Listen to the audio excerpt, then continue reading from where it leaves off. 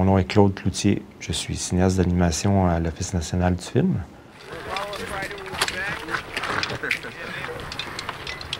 Quand j'étais jeune, je voulais faire du cinéma d'animation, mais je pensais que la meilleure manière d'y arriver, c'était de faire de la bande dessinée. Et ça s'est passé comme ça, ça a fonctionné comme ça. Donc j'ai travaillé pour le magazine Crow. J'ai fait mon premier film, qui est Le Colporteur, qui est basé de la bande dessinée La légende des Genlis. La Première Guerre mondiale, c'est une guerre qui s'est passée sous terre, c'est-à-dire que les gens vivaient et mouraient dans la terre. Donc j'y voyais un beau symbole, je voyais aussi le prolongement d'une espèce de recherche personnelle. Et j'ai essayé de garder dans le film cette idée de la relation à la terre, de l'humain versus la terre. Je pense que c'est très présent. Les corps sortent de la terre, les corps rentrent dans la terre. La partie surréaliste, c'est ça, c'est de la terre malaxée qui représente des formes.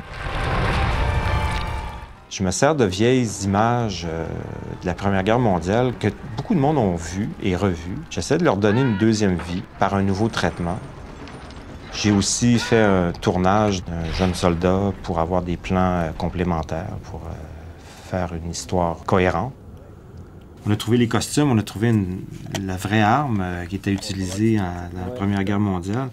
C'est assez intéressant, c'est assez troublant de travailler avec du matériel qui a servi il y a presque 100 ans. Le côté historique est pas mal intéressant. Puis de le dessiner à tous les jours, c'est une manière de se plonger dans l'époque, j'ai l'impression. On a sorti une copie papier d'un frame, d'un cadre de la séquence. Moi, je redessine. Premièrement, j'essaie de délimiter les zones les plus foncées. Donc, je les ai fait en noir. Puis là, je vais dans les demi-tons.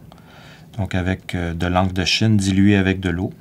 J'arrive à avoir des gris plus ou moins foncés. La rotoscopie, c'est quelque chose que je voulais pas toucher en tant qu'animateur puriste avant, parce que j'avais des problèmes de conscience et je me disais, c'est pas de l'animation, l'animation est déjà toute faite.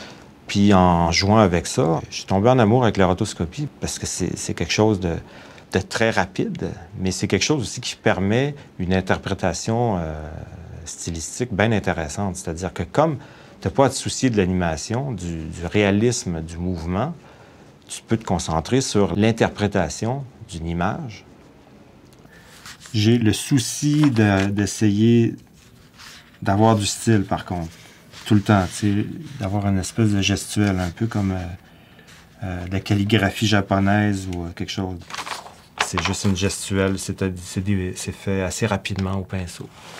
Mais là où ça devient intéressant, c'est quand on le met en action. C'est là qu'est révélée toute, disons, la nature du mouvement. Ce qu'on se rend compte quand on analyse le mouvement, c'est que beaucoup de ce qu'on voit est flou. Beaucoup du mouvement. Et j'ai eu un certain plaisir à faire des plans dont chaque image est abstraite et quand elles sont réunies en un mouvement continu, c'est une image très claire. Ça a été une révélation. Et ça, c'est mes dessins favoris dans le film.